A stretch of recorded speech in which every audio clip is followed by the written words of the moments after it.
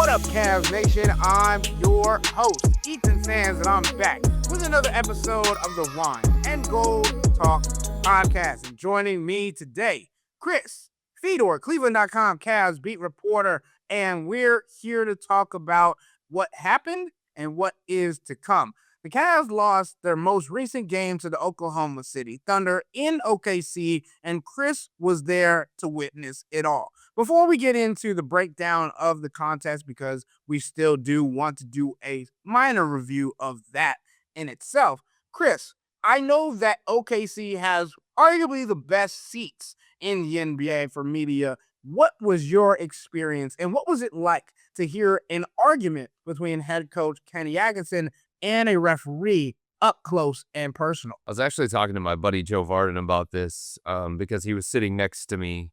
We were right there. We're at the scorer's table. We're very close to the Cavs bench. So the view that you have there is just different. You see things, you hear things, and I totally understand around the NBA. There are big dollars involved with selling those kinds of seats in that kind of area. A number of years ago, a lot of different arenas allowed the media members to be seated courtside, whether it was along the baseline or at the scorer's table. And as more and more ideas came that, hey, we can sell these seats for a pretty penny, all of a sudden the media got moved further and further away from the court. And look, if we're in Milwaukee, we're sky high. If we're in New York, we're sky high. If we're in Cleveland, we're not all that close. So the view that you have, what you're able to see, not see, what you're able to hear, not hear, it varies based on where you are. But in Oklahoma City, you see the game through a different lens and you hear things that you don't otherwise get to hear. And I was talking to Joe about this as we were sitting right there at the scorer's table, being able to witness Kenny Atkinson just berating the officials. He looked like JB Bickerstaff, honestly. From the opening tip, he was all over Zach Kazarba, and he was relentless with it, and he just wouldn't stop. He was saying that Oklahoma City gets away with everything, Oklahoma City falls on every single play, that they need to do better in terms of policing the game when it comes to Oklahoma City's physicality and intensity and handsiness and grabbing and all that kind of stuff. So Joe and I are talking, and we both agree that the fans would be so much better served if media members could sit there on a nightly basis. And we totally understand why it's not the case, and it's not going to be the case.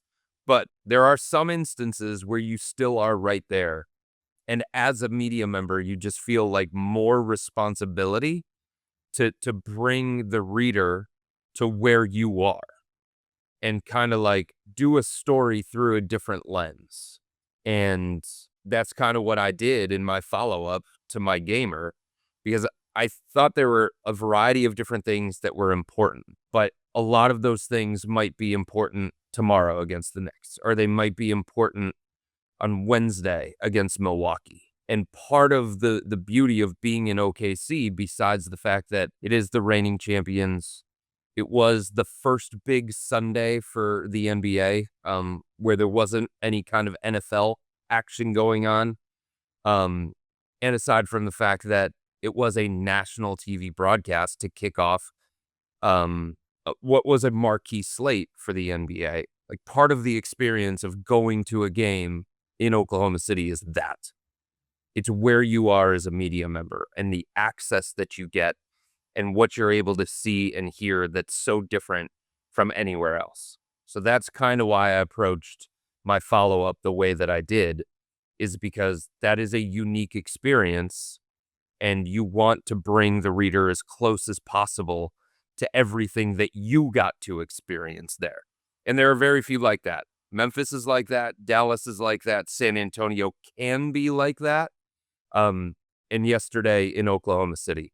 So being able to kind of see the interactions from the players, being able to see Kenny Atkinson with his coaches, with his players, it was just a really, really cool experience. There's no other way to say it.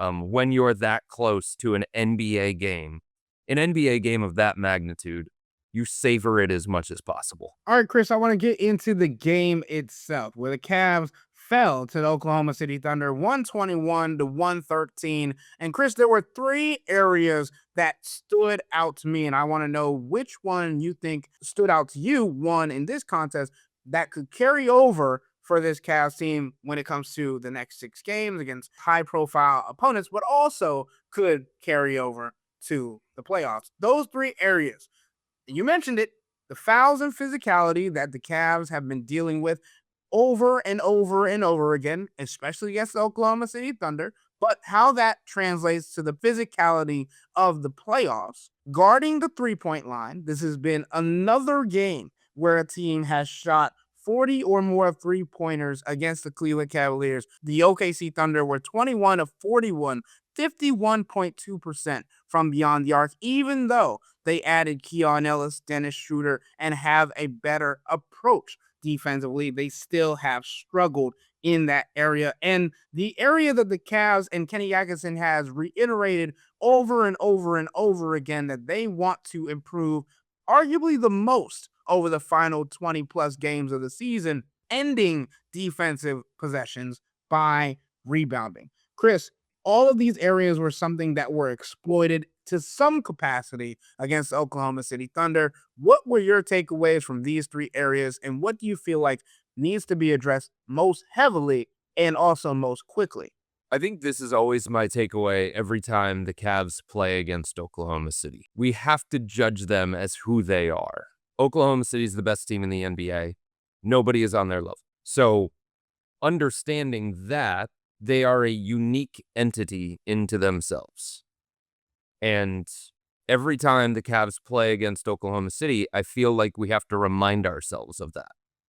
Oklahoma City's not waiting in the first round of the playoffs for the Cavs. Oklahoma City's not waiting in the second round of the playoffs for the Cavs. Oklahoma City's not waiting in the Eastern Conference Finals. So they don't have to deal with this unique entity until they get to the NBA Finals, if they do. And I guess what I'm trying to say is not everybody is equipped to exploit the weaknesses that the Cavs have. The Cavs do have weaknesses. And I think we've seen them throughout the course of the year. They remedied some of them at the trade deadline. They are a more mature basketball team. They are a more complete basketball team. They have a little bit more toughness, more grit.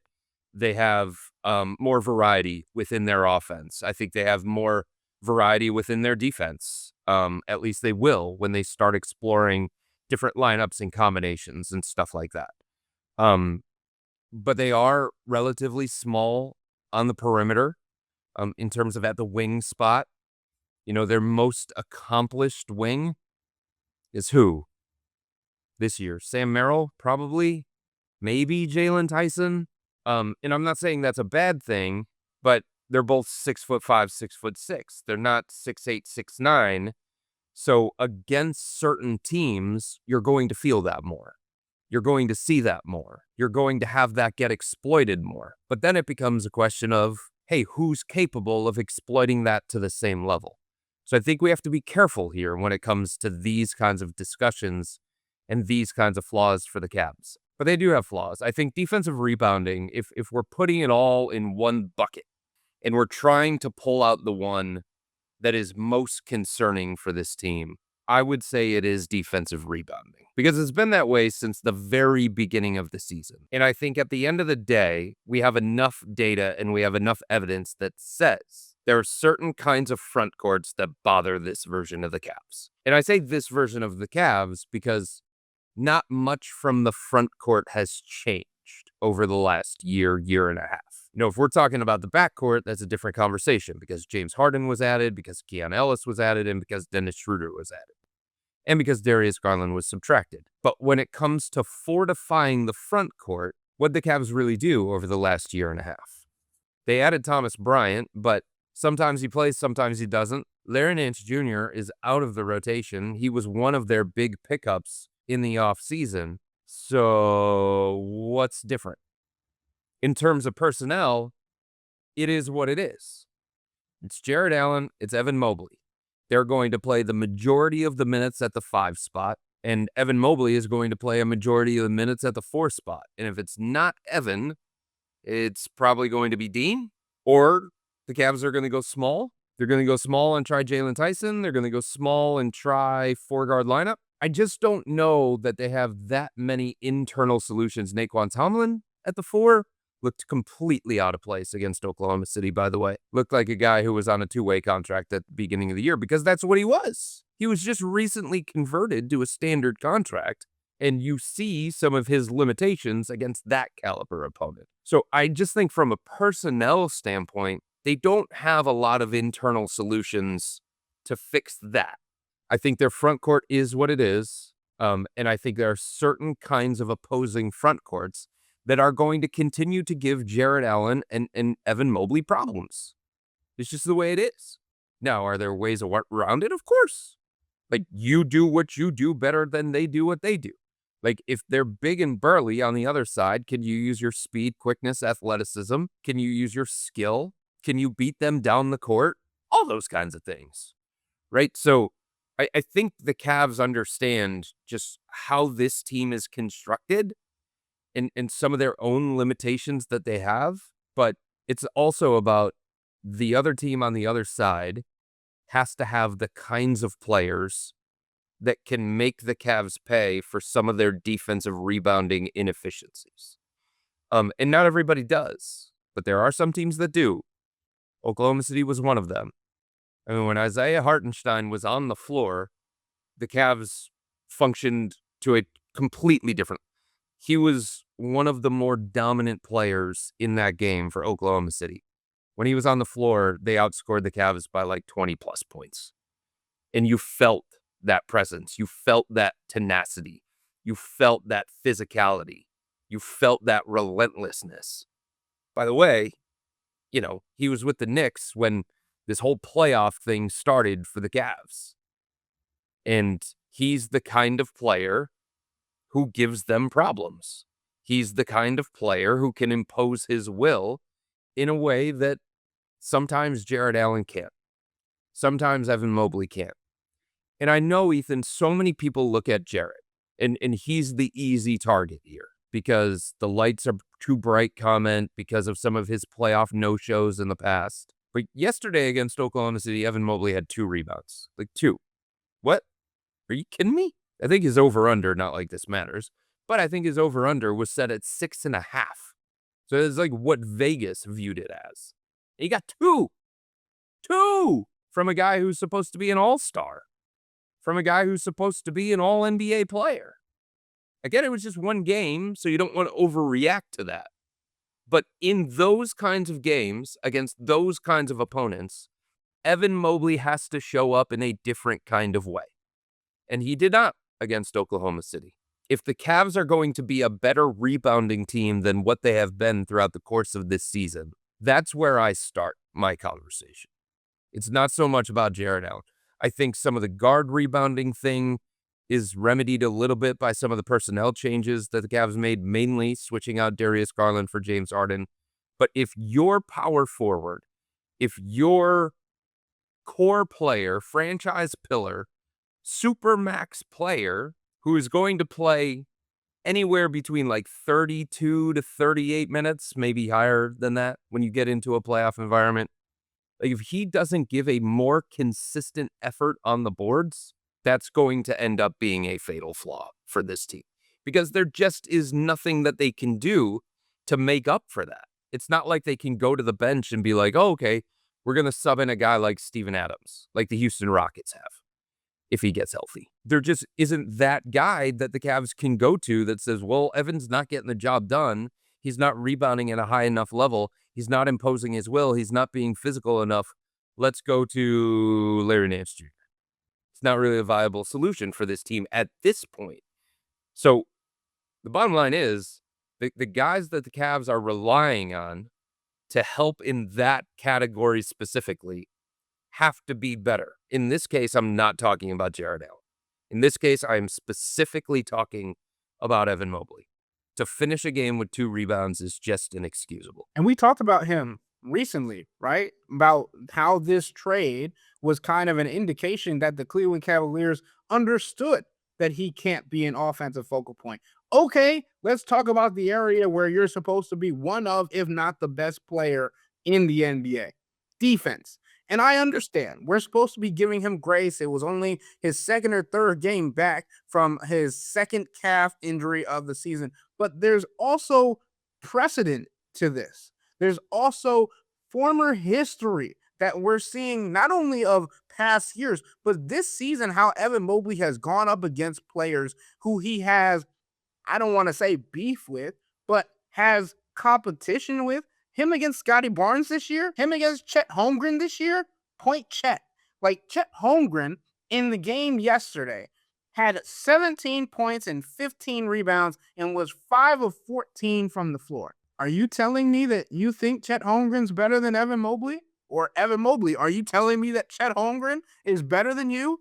Isn't it supposed to be, hey, Jarrett, you box out, take care of Isaiah Hartenstein. I'll come in and clean up the mess. I'll come in and get the rebounds. That has been the style of play that the Cavs have relied on. And Chris, to your point, this is not only a rebounding question about against Oklahoma City. We could talk about it for tomorrow's game against the New York Knicks. Mitchell Robinson comes into the building. We're not necessarily talking about Karl Anthony Towns, but Mitchell Robinson has proven to be a problem for the Cavs for years. I'm not even talking about 3 years ago in the playoffs. I'm talking about this year. This has been a running theme. And Evan Mobley, this decision to go get James Harden was an indication that Evan Mobley was not ready to be an offensive focal point, was not ready to be Donovan Mitchell's right-hand man. So they went and got James Harden. You take the microscope away. You allow him to play in space. You allow him to be an elbow creator and facilitator, all these things. But that also says if you, Evan Mobley, are incapable of playing to a third option level, that microscope gets even tighter than it was before. Because now you're supposed to have more space. You're supposed to have more opportunity. You're supposed to have more room. You're supposed to have more confidence because it's just getting back to what you were right with last year.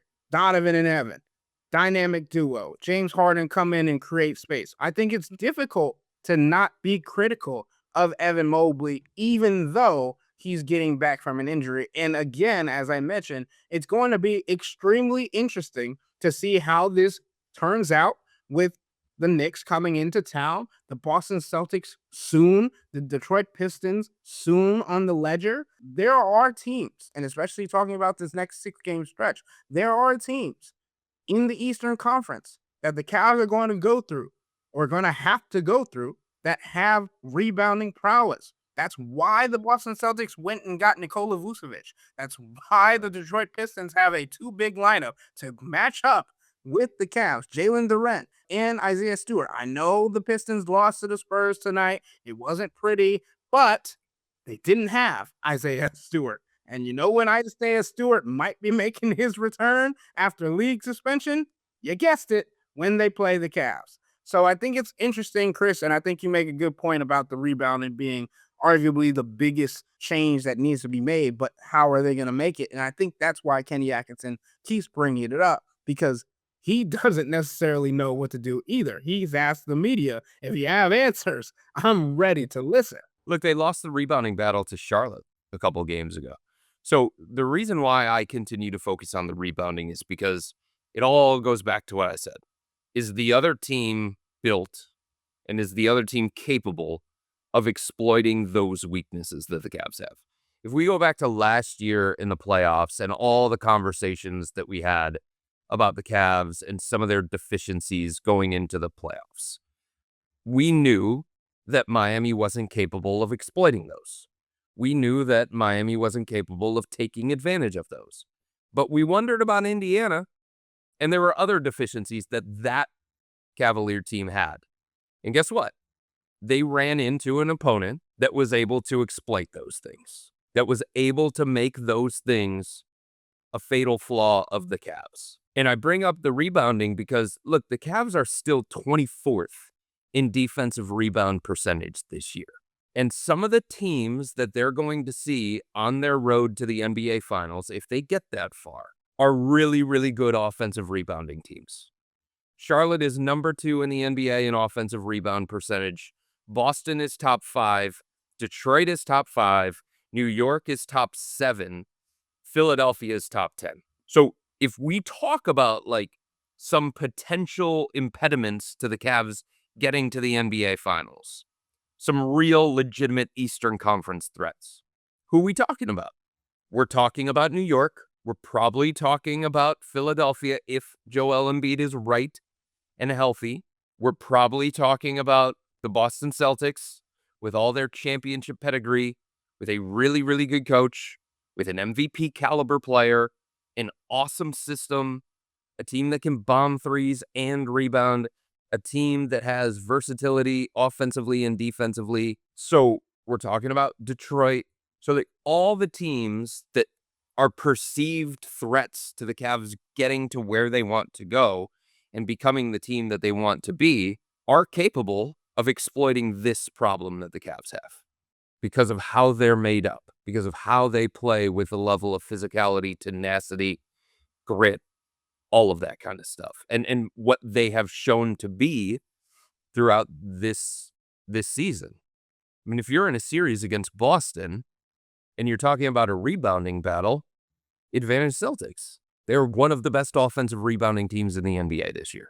If you're in a series against Detroit and you're talking about the rebounding battle specifically, advantage Detroit because they have, again, been one of the best offensive rebounding teams in the NBA. And if we go all the way back to 2023 in that series between the Cavs and the Knicks, one of the things that we said going into that series was, oh my God, New York is one of the best offensive rebounding teams in the NBA, and the Cavs have problems rebounding the ball and finishing defensive possessions. How is that going to play itself out over the course of a series? Well, we got the answer. So yeah, you have to start worrying about some of these kinds of things. And I think the other thing, Ethan, we talked about this, I think, last week. Just how often is Kenny going to go with the 2 bigs versus the 1 big? How often is he going to want to play the 4-guard lineup? How often is he going to want to downsize? If you're Kenny and you're seeing these defensive rebounding issues and you're trying to construct these lineups and these combinations, how comfortable are you going to be going away from 2 bigs? Despite like what it could mean for you in other areas, despite what it could mean for you offensively with floor spacing, with gravity, with offensive weaponry, with space for Donovan Mitchell and James Harden, all those kinds of things. The other side of that is, well, if you're not a better rebounding team, can you really afford to take one of those bigs off the floor and replace him with Jalen Tyson? Replace him with Keon Ellis? Replace him with Dean Wade even? So I just wonder, since Kenny continues to bring up the defensive rebounding thing, and by the way, one of the reasons that he gave a couple of days ago when he was talking about the starting lineup with Dean Wade in the starting lineup instead of a number of other ways that he could have gone, including Sam Merrill, including Jalen Tyson, one of the things that he said was size. The other thing that he said was rebounding, that we rebound the ball better at a higher clip when Dean Wade is at the small forward spot, when we have Dean Wade, Evan Mobley, and Jared Allen together, or we have some combination of those 3 guys, 2 of those 3 guys, something like that. So all of these things play into Kenny's thinking. Starting lineup, closing lineup, combinations. And if defensive rebounding continues to be a problem, Kenny talked about it after Oklahoma City. Donovan talked about it after Oklahoma City. Sam Merrill talked about it after Oklahoma City, and James Harden did. They all pointed to the rebounding problem, especially that the Cavs had in the 4th quarter. Now, if you look at the total numbers, you're going to say, well, the Cavs and the Thunder were even. But it didn't feel that way. It felt different.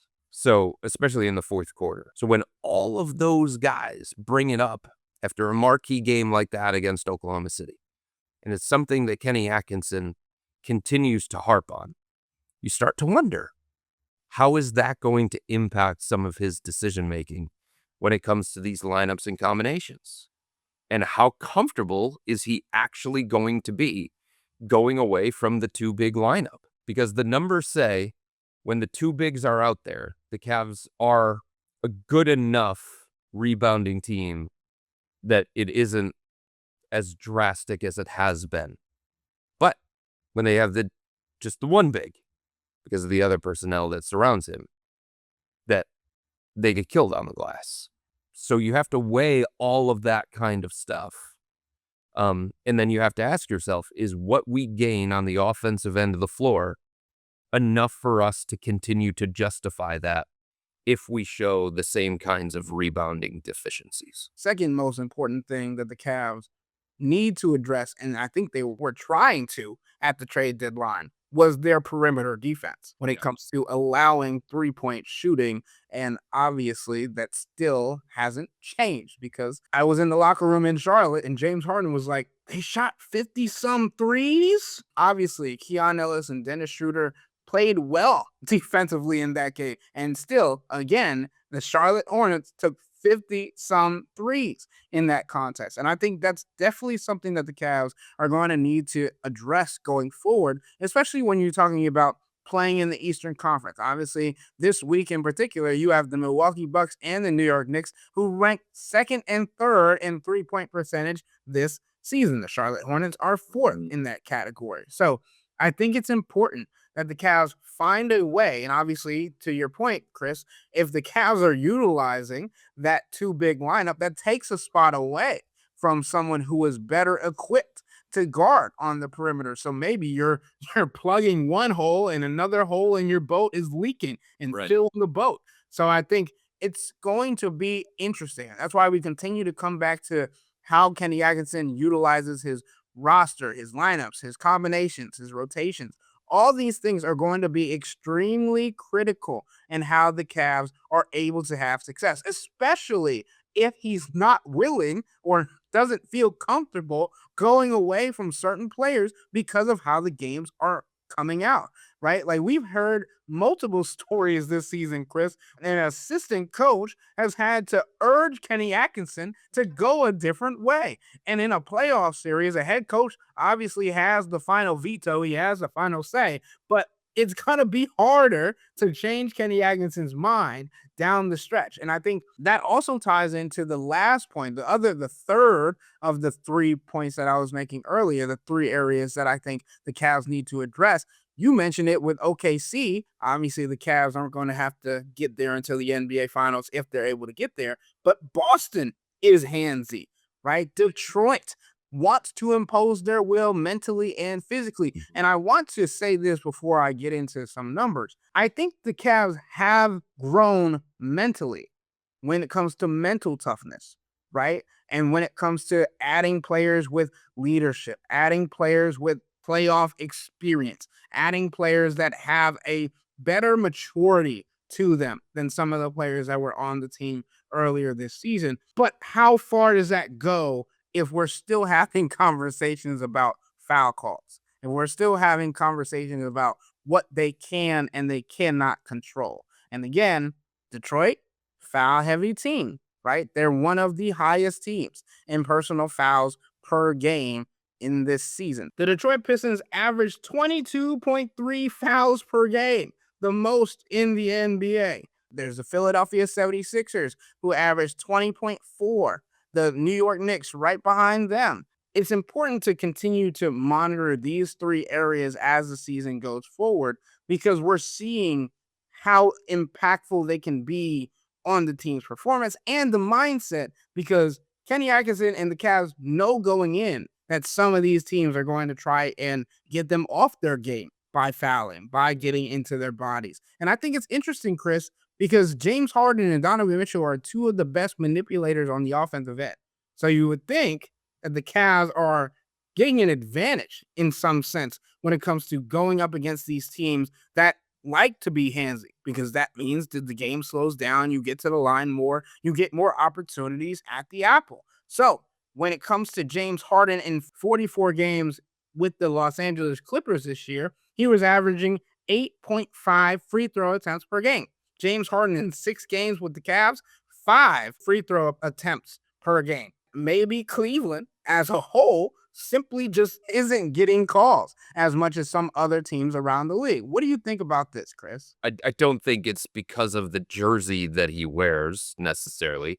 I think part of it is his role has changed here with the Cavs. His responsibilities are a little bit different. How he's attacking, that's a little bit different too. Do I think that Donovan should have gotten more than 3 free throws against Oklahoma City in the game yesterday? Yes, I definitely do. Do I think there were times that James Harden was fouled and it could have gone both ways and it probably went against him against Oklahoma City? Yes. But I think, again, we're talking about one single entity, and Oklahoma City is just different. And to me, I just don't have a lot of questions about James Harden's ability to play through physicality, to play through contact, to play through handsiness. I don't have questions about Donovan Mitchell's ability to do that either. He has shown an ability to do that. He has shown a willingness to do that. He has shown a toughness, both physically and mentally, from that standpoint. So the main questions that I had related to the Cavs' toughness and related to the Cavs' readiness, a majority of them exited at the trade deadline. The one that still remains is Evan Mobley, because playoff level basketball is different. The physicality is different. The competitiveness is different. The intensity is different. What teams are able to get away with, that's different.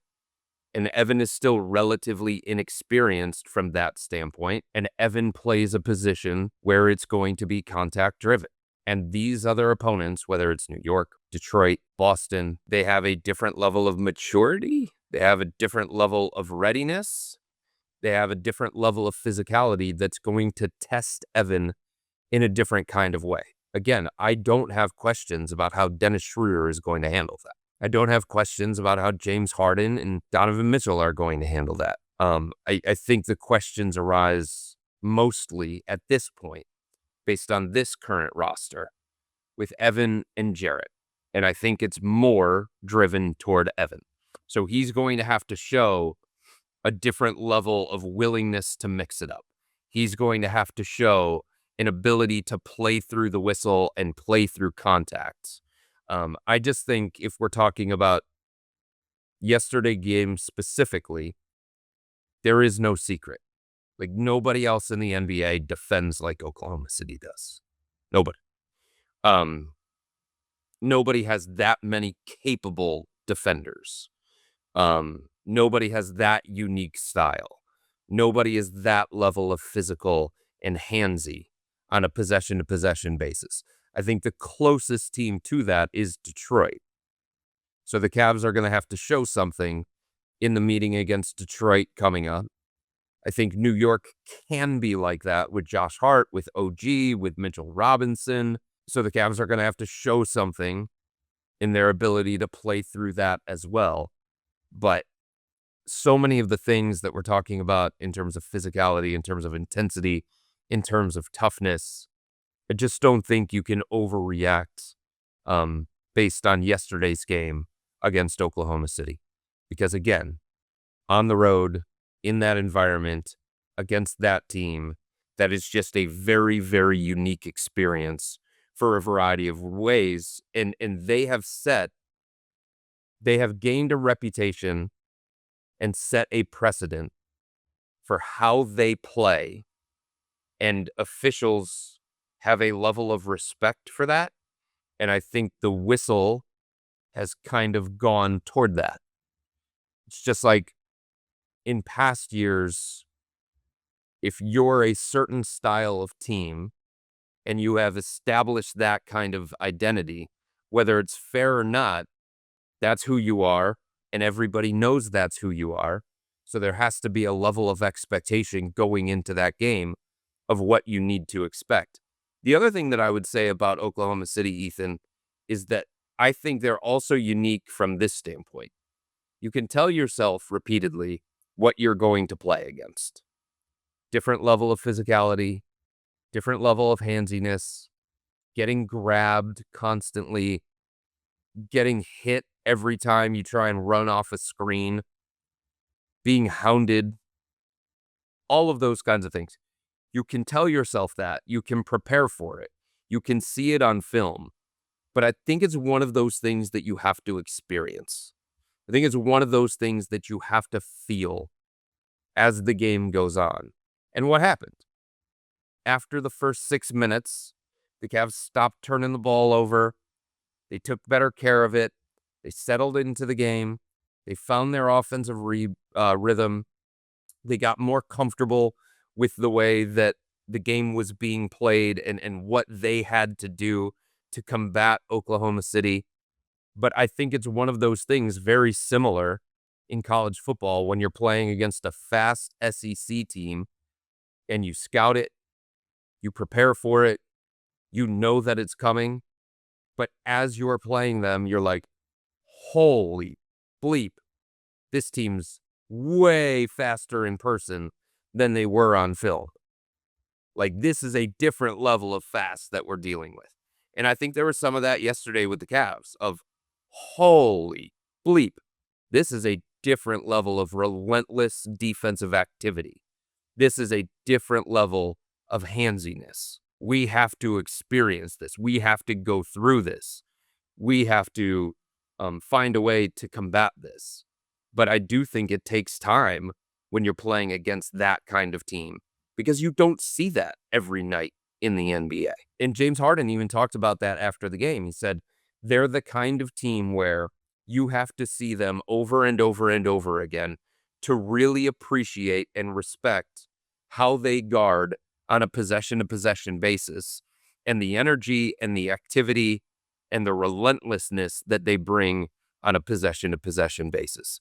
Because it's not that from the Charlotte Hornets. It's not that from the New York Knicks.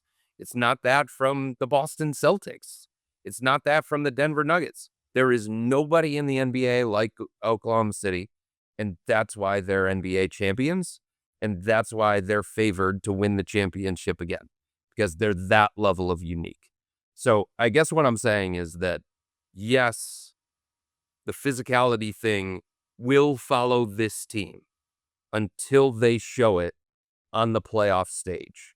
But I think some of the questions about their fragility and their toughness specifically, I think they left at the trade deadline because I think it was a personnel thing. Okay, Chris, last question from me before we wrap up today's podcast. Coming into tonight's games, the Cavs had one of, if not the easiest remaining schedule in the Eastern Conference. Their 4 toughest remaining games are within the next 6 contests that they'll play. After that, they have one game against the Los Angeles Lakers on March 31st against a team currently with a winning percentage above 60%. So, obviously, that points the finger at the next 6 games. The Knicks, the Bucks, the Pistons, the Nets, the Pistons, and the Boston Celtics. Chris, why is this stretch, the next 6 games, so important for the Cleveland Cavaliers, and what do you feel like we can learn from this Cavs team over the next 6 games? I think from a standing standpoint, Ethan, I think the next 6 games will determine whether or not the Cavs can get to the 2 seed or even the 1 seed. If they can get through this gauntlet portion of the schedule with all the travel mixed in, with some of the back-to-backs, some of the time zone changes, some of the other ancillary factors that are a real deal for any basketball team. There's a reason why we have these things in the NBA called schedule losses, because these guys are human and because it does take a toll on them to play back-to-backs or 3 games in 4 nights or 5 and 7 or change time zones constantly. So I think if they find a way to go 4 and 2 or 5 and 1 in this particular stretch coming up, then there is a real chance of them getting the number 2 seed in the Eastern Conference and maybe even challenging or putting pressure on Detroit, where it actually has to look in the rearview mirror a little bit and get kind of uncomfortable about what's behind them. But if the Cavs don't handle this stretch very well, then I think it's going to solidify that they're just going to hang around the 4-5 spot for the rest of the season. And do I think that matters all that much? No, not really.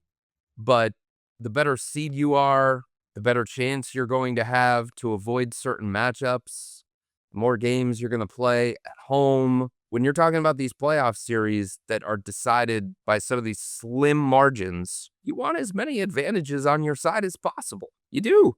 So I think that's part of the reason why this is really important. And I think the other thing, Ethan, is I think there's a sense from the Cavs of, how do we handle this?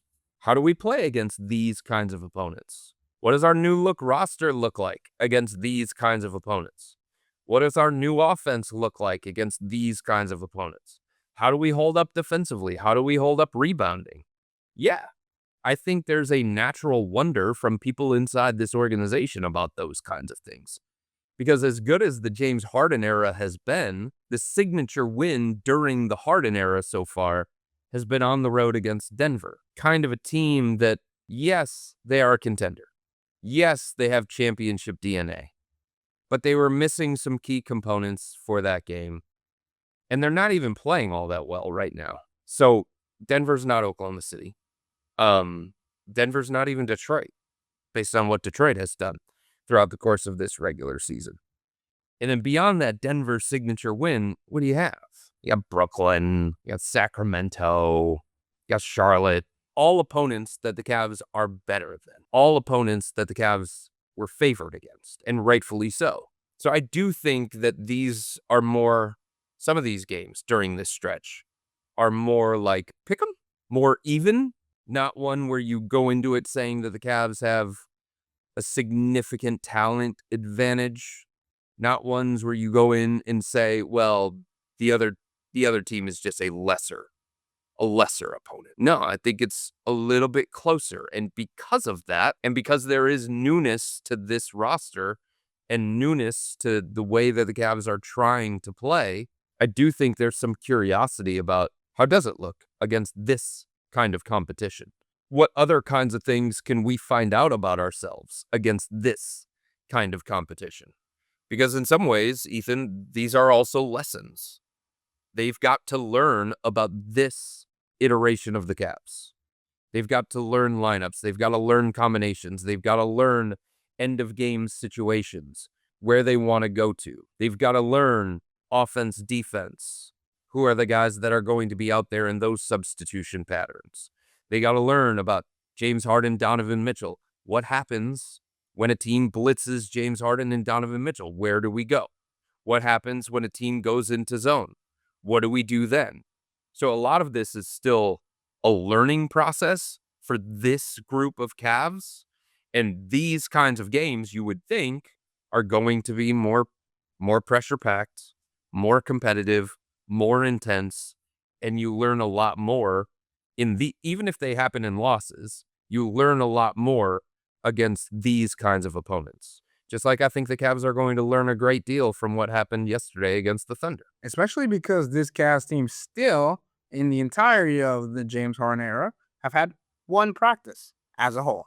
So James Harden talked about it a couple of games ago, like, we're going to have to use these games as practice. Obviously, it was helpful to go up against some lesser quality opponents to get those lessons. Now that kind of ramps up. You're going up against potential playoff opponents. You're going up against teams that want to beat you to create space in the standings. So, because we're talking about the standings, here is where the Cavs sit. They're currently the number 4 seed in the Eastern Conference, 7 games behind the Detroit Pistons, who are the first seed with 42 wins. But the Cavs are only 2 games behind the second seeded Boston Celtics and 1 game behind the number 3 seeded New York Knicks. This is going to be a really fun week. It's going to be a lot of travel for Chris. It's going to be a lot of movement for the Cleveland Cavaliers. We're going to have to see how everybody handles everything that's coming their way.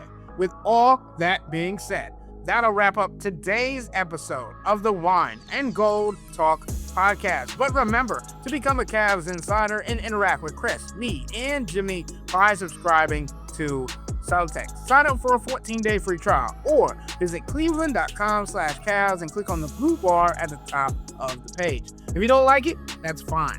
All you have to do is text the word STOP. It's easy, but we can tell you that the people who sign up stick around, because this is the best way to get insider coverage on the Cavs from me, Chris, and Jimmy. This isn't just our podcast, it's your podcast. And the only way to have your voice heard is through subtext. Y'all be safe.